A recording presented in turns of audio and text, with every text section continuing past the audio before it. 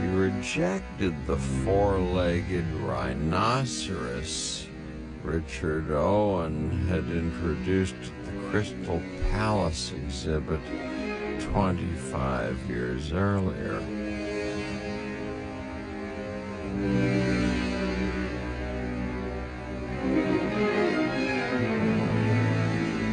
Dolo also showed that Owen's nose horn was really a giant thumb claw.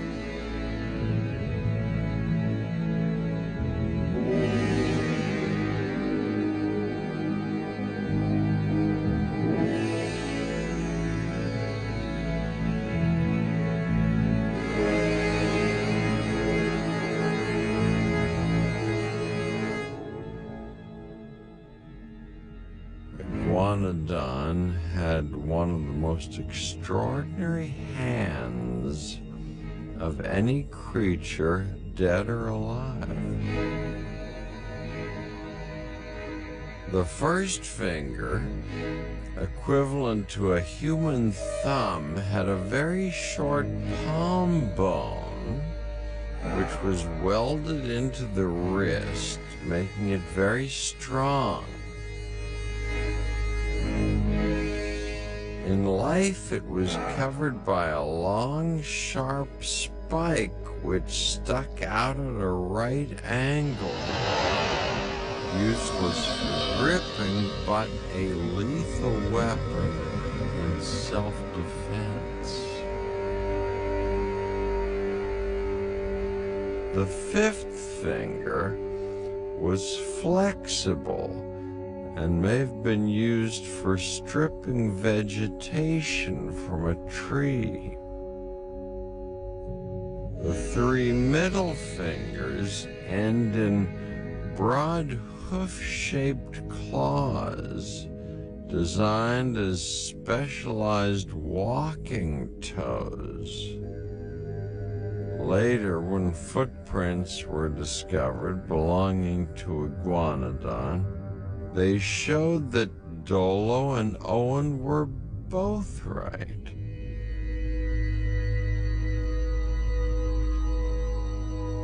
Sometimes they walked on four legs, sometimes on two.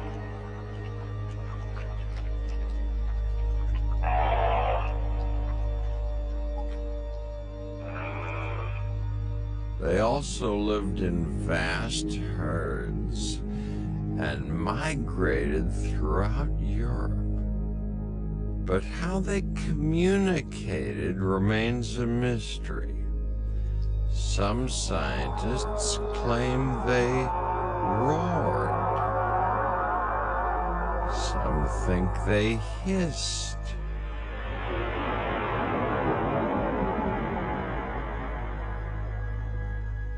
Others believe they mooed like cows.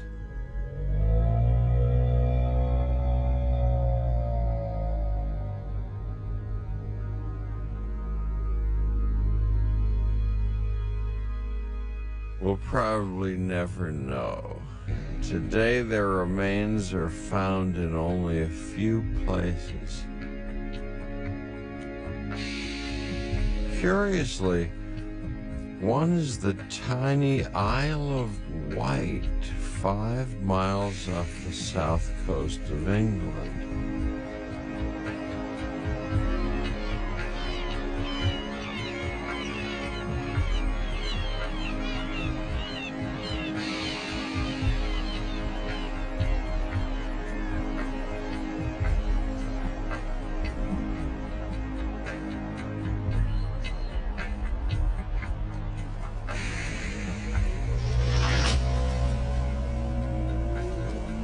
For a fleeting moment, 120 million years ago, the iguanodons passed this way and left their footprints.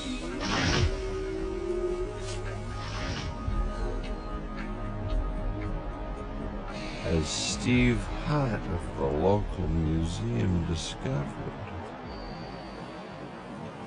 Here's a landscape full of footprints. These are trackways left by many iguanodons millions of years ago.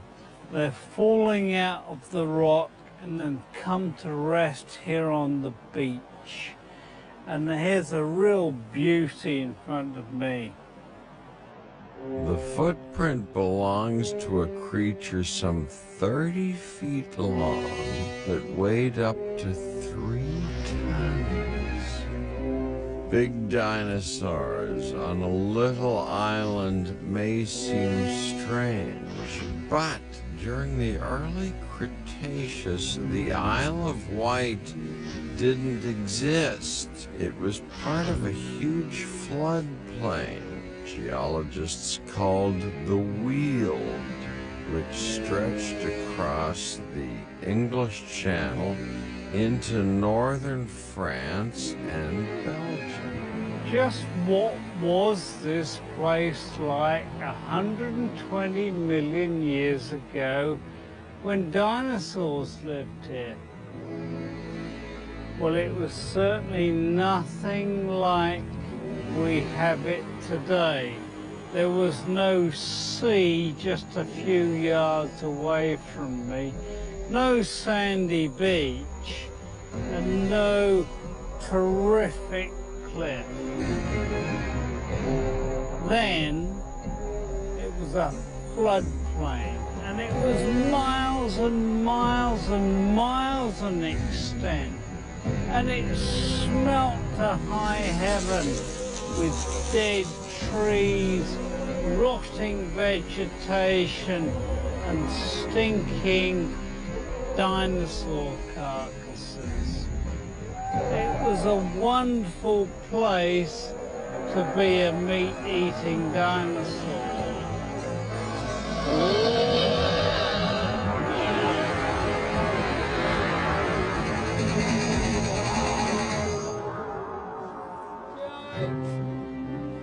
John Winch is an amateur fossil hunter, but his bull terrier Jake is a pro with over a dozen bones to his credit. What's this?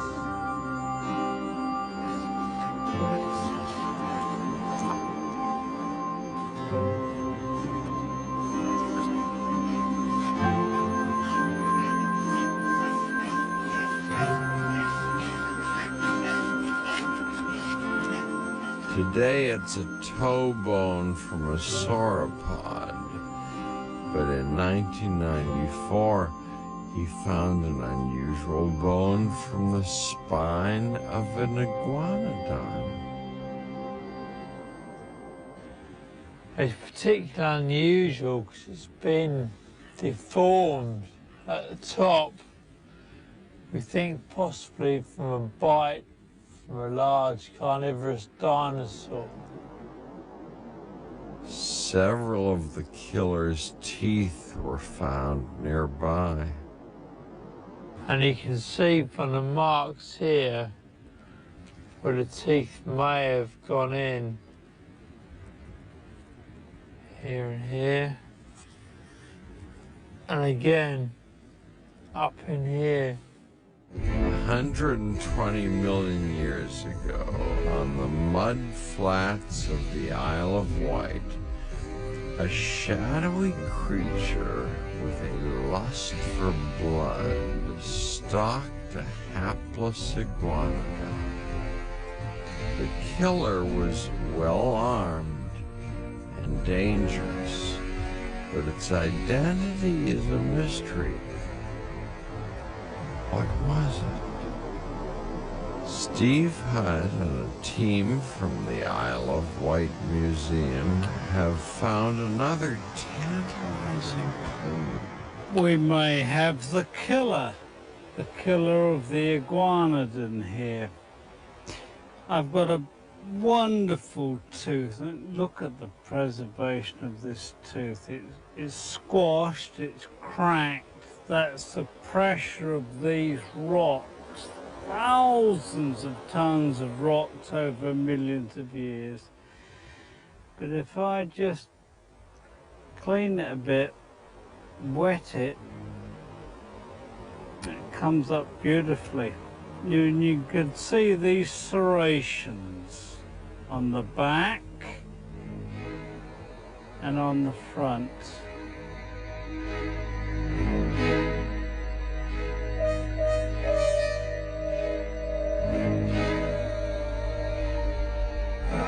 Called Neovenator, the new hunter, it was 26 feet long and weighed 3/4 of a ton.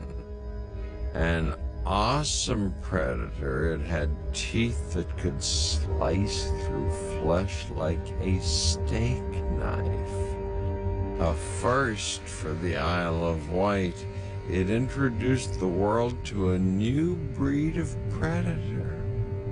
This near-venator tooth fits the grooving in the bits of the spine of the iguanodon which was so badly scarred. And of course, it's probably the major predator here. It's a brilliant candidate for doing the killing.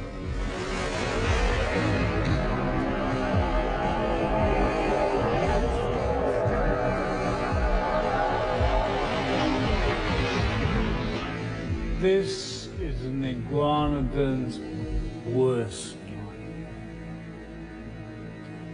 There I am, minding my own business, eating plant food, and suddenly the nightmare appears. And it's coming. Now I'm the big one. I'm about 4 or 5 tons, and perhaps I shouldn't be afraid, but the thing comes online, and doesn't matter how big you are, it's frightening. You know it's trouble.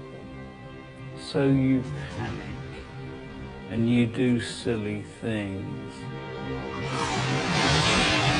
I can almost imagine it leaping across the Wilden floodplain, and then bang, it's on me. And I guess it doesn't kill with his head, it kills with his sharp-clawed hands, sharp-clawed feet. It disembowels me, it kicks the guts out. Then, maybe while I'm still alive, it goes in with this head and just snuffles around in my guts.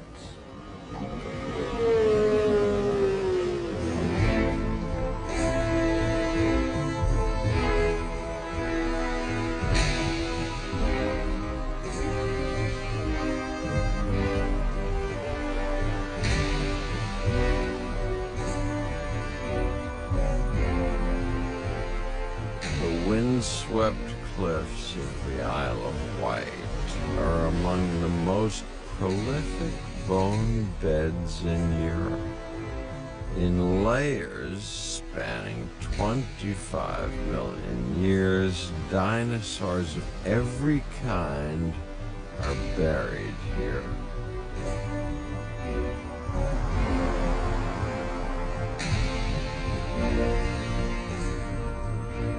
But digging them out isn't easy.